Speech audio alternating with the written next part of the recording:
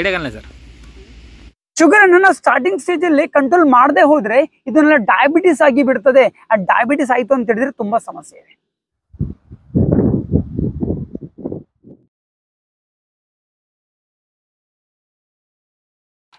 Sir ನೋಡಿ, ಸಾಯಂಕಾಲ time, weather ಚೆನ್ನಾಗಿದೆ, ಏನಾದ್ರೂ ಆರ್ಡರ್ ಮಾಡಿ ಸರ್, ತಿನ್ನೋಣ, ಹಸಿವಾಗ್ತಿದೆ. ಆರ್ಡರ್ ಎಂತ ಆರ್ಡರ್ ಮಾಡೋದು? ಮಾಡುವ, ಚಲೋ ಟೊಮೆಟೊ ಬಂದ್ ಮಾಡ್ತೇನಾ? ಸರ್ ನಿಮ್ಗೆ ಎಂತ? ನೀವ್ ಹೇಳಿ, ನಿಮ್ಗೆ ಎಂತ ಬೇಕು?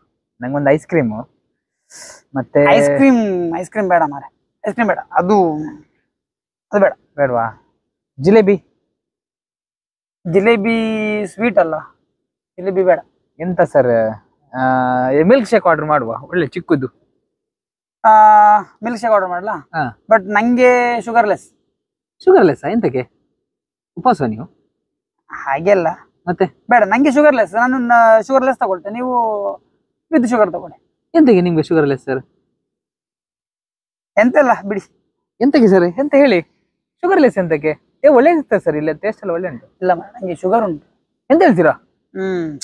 ಶುಗರ್ ಜಾಸ್ತಿ ಇದೆ. ಈಗ ನಾನು ಹೇಗೇನ್ ಇದೆಲ್ಲ ತಿಂದ್ರೆ ಉಂಟಲ್ಲ, ಶುಗರ್ ತುಂಬಾ ಜಾಸ್ತಿ ಆಗ್ತದೆ. ಡಾಕ್ಟರ್ ಅದಕ್ಕೆ ಶುಗರ್ ಇರುವುದರಿಂದ ಎಲ್ಲ ತಿನ್ಬೇಡ ಅಂತ ಹೇಳಿದ್ದಾರೆ. ಅದಕ್ಕೆ ನಾನು ಎಲ್ಲಿ ಹೋದ್ರು ಕೂಡ ಈ ಶುಗರ್ಲೆಸ್ ಆಗಿದೆ. ನನ್ನ ಲೈಫೇ ಶುಗರ್ಲೆಸ್ ಆಗಿ ಬಿಟ್ಟಿದೆ. ಎಂತ ಸರ್ ನಿಮ್ಗೆ ಎಷ್ಟು ಜನ ಇದ್ರಲ್ಲಿ ಶುಗರಾ? ಎಂತ ಮಾಡುದು ಈಗ, ಹೇಳಲಿಕ್ಕೆ ಉಂಟಾ? ನನಗಿಂತೂ ಚಿಕ್ಕವರಿಗೆಲ್ಲ ಶುಗರ್ ಉಂಟು. ಅದ ಸ್ವೀಟ್ ಎಲ್ಲ ಎಂತ ತಿನ್ಲಿಕ್ಕಿಲ್ವಾ? ಸ್ವೀಟ್ ತಿನ್ಲಿಕ್ಕೆ ಮನಸ್ಸಾಗ್ತದೆ ಮಾರೆ. ಮೊನ್ನೆ ಫಂಕ್ಷನ್ಗೆ ಹೋಗಿದ್ದಲ್ಲಿ ಪಾಯಸ ಹಾಕೊಂಡ್ಬಂದ್ರು, ನಂಗೆ ಪಾಯಸ ಬೇಡ.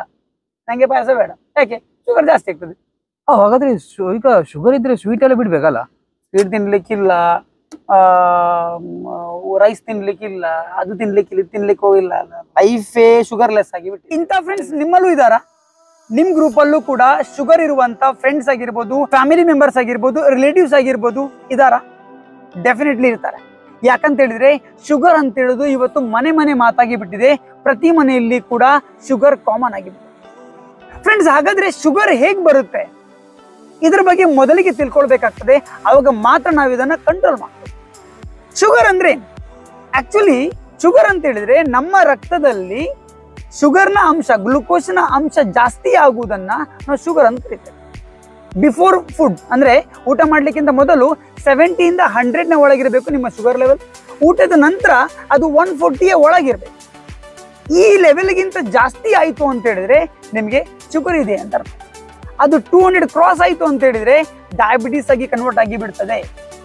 ಹಾಗಾದ್ರೆ ರಕ್ತದಲ್ಲಿ ಗ್ಲುಕೋಸ್ನ ಅಂಶ ಏನ್ ಜಾಸ್ತಿ ಆಗ್ತದೆ, ಅದು ಹೇಗ್ ಜಾಸ್ತಿ ಆಗ್ತದೆ?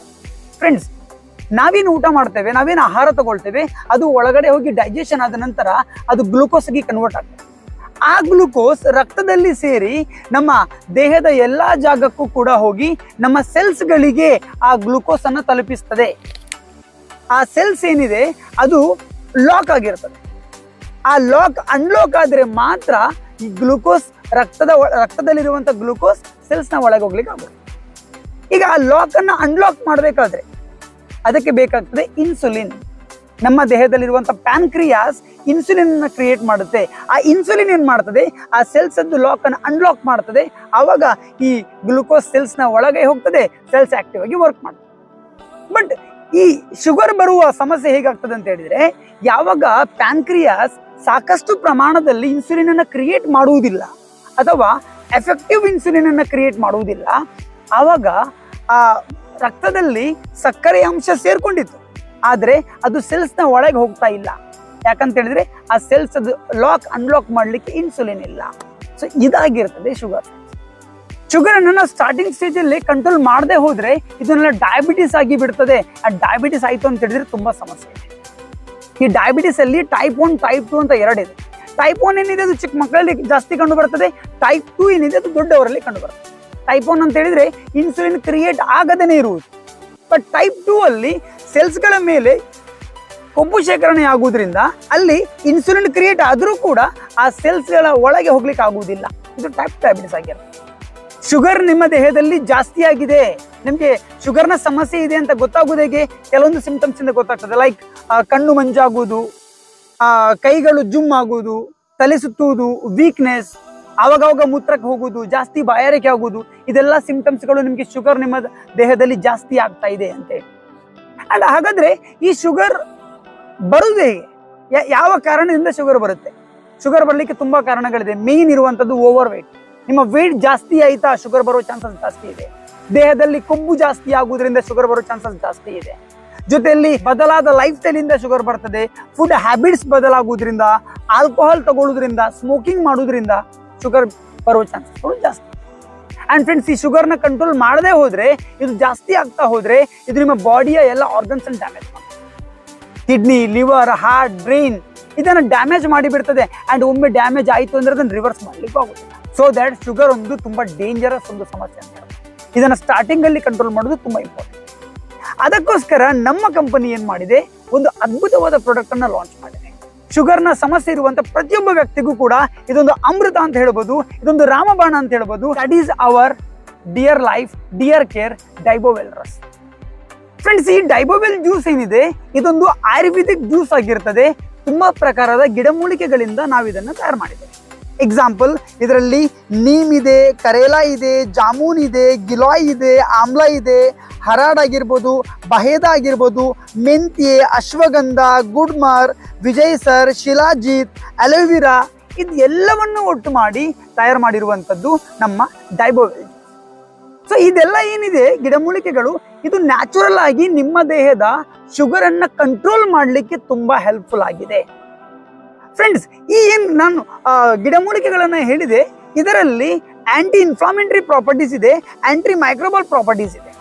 ದಾಟ್ಸ್ ವೈ ಇದು ತುಂಬಾ ಔಷಧೀಯ ಗುಣಗಳನ್ನ ಒಳಗೊಂಡಿದೆ. ಸೊ ನಮ್ಮ ಡೈಬೋವೆಲ್ ಜ್ಯೂಸ್ ಏನಿದೆ, ಈ ಡೈಬೋವೆಲ್ ಜ್ಯೂಸ್ ಅನ್ನ ನೀವು ಎವ್ರಿ ಡೇ ಯೂಸ್ ಮಾಡೋದ್ರಿಂದ ನ್ಯಾಚುರಲ್ ಆಗಿ ನಿಮ್ಮ ಶುಗರ್ ಲೆವೆಲ್ ಅನ್ನ ಕಂಟ್ರೋಲ್ ಮಾಡ್ಕೊಳ್ಬಹುದು. ಹಾಗೇನೆ ನಿಮ್ಮ ದೇಹದಲ್ಲಿ ಶುಗರ್ ಇಂದ ಏನ್ ಡ್ಯಾಮೇಜ್ ಆಗ್ತಾ ಹೋಗ್ತದೆ, ಆ ಡ್ಯಾಮೇಜ್ ಅನ್ನ ಕೂಡ ಕಮ್ಮಿ ಮಾಡ್ಲಿಕ್ಕೆ ತುಂಬಾ ನಿಮಗೆ ಹೆಲ್ಪ್ಫುಲ್ ಆಗ್ತದೆ. ಹಾಗಾದ್ರೆ ಈ ಡೈಬೋವೆಲ್ ಜ್ಯೂಸ್ ಅನ್ನ ಕಂಟಿನ್ಯೂಸ್ ಆಗಿ ಯೂಸ್ ಮಾಡೋದ್ರಿಂದ ಏನೆಲ್ಲ ಬೆನಿಫಿಟ್ ನಿಮಗೆ ಸಿಗುತ್ತೆ? ಈ ಡೈಬೋವೆಲ್ ಜ್ಯೂಸ್ ಅನ್ನ ಯೂಸ್ ಮಾಡೋದ್ರಿಂದ ತುಂಬಾ ಬೆನಿಫಿಟ್ಸ್ ಇದೆ. ಮೊದಲನೇದಾಗಿ ನಾನು ನಿಮ್ಗೆ ಆವಾಗ ಹೇಳಿದಾಗೆ, ಇದು ನಿಮ್ಮ ರಕ್ತದಲ್ಲಿರುವಂತಹ ಶುಗರ್ ಲೆವೆಲ್ ಅನ್ನ ಕಂಟ್ರೋಲ್ ಮಾಡ್ಲಿಕ್ಕೆ ತುಂಬಾ ಹೆಲ್ಪ್ಫುಲ್ ಮಾಡ್ತದೆ. ನಾನು ಆವಾಗಲೇ ಹೇಳಿದೆ, ಬಿಫೋರ್ ಫುಡ್ 70 to 100 ಇರಬೇಕು, ಆಫ್ಟರ್ ಫುಡ್ 140 ಒಳಗಿರಬೇಕು. ಇದಕ್ಕಿಂತ ಜಾಸ್ತಿ ಆಯಿತು ಅಂತ ಹೇಳಿದ್ರೆ ಅದು ನಾಳೆ ನಿಮ್ಮ ದೇಹದಲ್ಲಿ ತುಂಬಾ ಸಮಸ್ಯೆಗಳನ್ನು ತಂದು ಕೊಟ್ಟು ಬಿಡ್ತದೆ. ಡೈಬೋವೆಲ್ ಜ್ಯೂಸ್ ಅನ್ನು ಯೂಸ್ ಮಾಡಿದಾಗ ಅದೇನ್ ಮಾಡ್ತದೆ, ಈ ಶುಗರ್ ಲೆವೆಲ್ ಅನ್ನ ನ್ಯಾಚುರಲ್ ಆಗಿ ಕಮ್ಮಿ ಮಾಡ್ಲಿಕ್ಕೆ ಹೆಲ್ಪ್ ಮಾಡ್ತದೆ.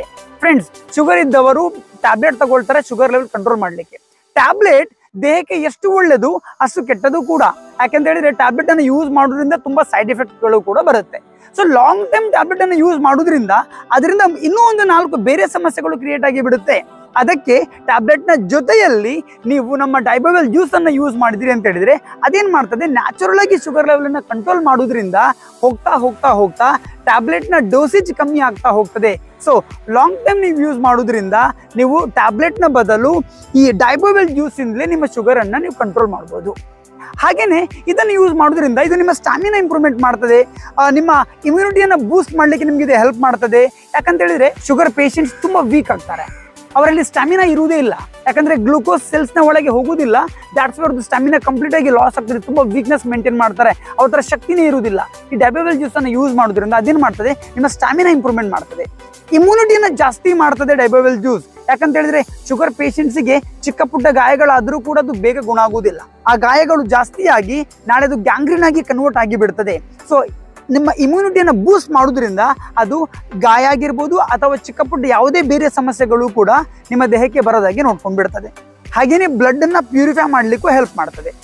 ಶುಗರ್ ಪೇಷಂಟ್ಸ್ಗೆ ಬ್ಲಡ್ ಅಲ್ಲಿ ತುಂಬಾ ಟಾಕ್ಸಿನ್ಸ್ಗಳು ಸೇರ್ಕೊಳ್ಳೋದ್ರಿಂದ ನಾಳೆ ಅದರಿಂದ ತುಂಬಾ ಇನ್ಫೆಕ್ಷನ್ಗಳು ಬರುವ ಚಾನ್ಸಸ್ ಕೂಡ ಇದೆ. ಸೊ ನಮ್ಮ ಡೈಬೋವೆಲ್ ಜ್ಯೂಸ್ ಏನ್ ಮಾಡ್ತದೆ, ನಿಮ್ಮ ಬ್ಲಡ್ ಅನ್ನ ಪ್ಯೂರಿಫೈ ಮಾಡೋದ್ರಿಂದ ದೇಹದಿಂದ ಟಾಕ್ಸಿನ್ಸ್ ಅನ್ನ ಹೊರಗೆ ಆಗ್ತದೆ. ಹಾಗೇನೆ ಕೊಲೆಸ್ಟ್ರಾಲ್ ಲೆವೆಲ್ ಅನ್ನ ಕೂಡ ಕಮ್ಮಿ ಮಾಡ್ತದೆ.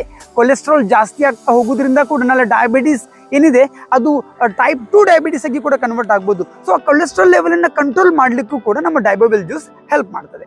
ಹೀಗೆ ಡೈಬೋವೆಲ್ ಜ್ಯೂಸ್ ಅನ್ನ ನೀವು ಯೂಸ್ ಮಾಡೋದ್ರಿಂದ ನಿಮಗೆ ತುಂಬಾ ಬೆನಿಫಿಟ್ಸ್ ಇದೆ. ಆದ್ರೆ ಸ್ಪೆಷಲಿ ನಿಮ್ಮ ಶುಗರ್ ಲೆವೆಲ್ ಅನ್ನ ಕಂಟ್ರೋಲ್ ಮಾಡ್ಲಿಕ್ಕೆ ಡೈಬೋವೆಲ್ ಒಂದು ಅದ್ಭುತವಾದ ರಾಮಬಾಣ ಅಂತ ಕರಿಬಹುದು. ಫ್ರೆಂಡ್ಸ್, ನಿಮ್ಗೆ ಏನಾದ್ರೂ ಶುಗರ್ ಇದ್ದಲ್ಲಿ ಖಂಡಿತ ತಪ್ಪದೆ ಡೈಬಾಬೆಲ್ ಜ್ಯೂಸ್ ಅನ್ನ ಯೂಸ್ ಮಾಡಿ. ಶುಗರ್ ಲೆಸ್ ಆಗಿರುವಂತ ನಿಮ್ಮ ಜೀವನದಲ್ಲಿ ಡೈಬಾಬೆಲ್ ಜ್ಯೂಸ್ ಒಂದು ಅದ್ಭುತವಾದ ಖುಷಿಯನ್ನ ಖಂಡಿತ ಕೊಟ್ಟೆ ಕೊಡ್ತದೆ. ಹಾಗೇನೆ ನಿಮ್ಮ ಫ್ರೆಂಡ್ಸ್, ಫ್ಯಾಮಿಲಿ, ರಿಲೇಟಿವ್ ಯಾರಿಗಾದ್ರೂ ಶುಗರ್ನ ಸಮಸ್ಯೆ ಇದ್ದಲ್ಲಿ ಈ ವಿಡಿಯೋ ಶೇರ್ ಮಾಡ್ಲಿಕ್ಕೆ ಮರಿಬೇಡಿ. ಯಾಕಂತ ಹೇಳಿದ್ರೆ ಶೇರಿಂಗ್ ಇಸ್ ಕೇರಿಂಗ್ ಅಂತ ಕರೀತಾರೆ. ಹಾಗೆ ನನ್ನ ವಿಡಿಯೋ ಲೈಕ್ ಆಯ್ತು ಅಂತ ಹೇಳಿದ್ರೆ ಲೈಕ್ ಮಾಡಿ, ಕಮೆಂಟ್ ಮಾಡಿ, ಶೇರ್ ಮಾಡಿ. ಹಾಗೇನೆ ಚಾನಲ್ನ ಸಬ್ಸ್ಕ್ರೈಬ್ ಮಾಡ್ಲಿಕ್ಕೆ ಕೂಡ ಮರಿಬೇಡಿ. Thank you so much. Dear life or life.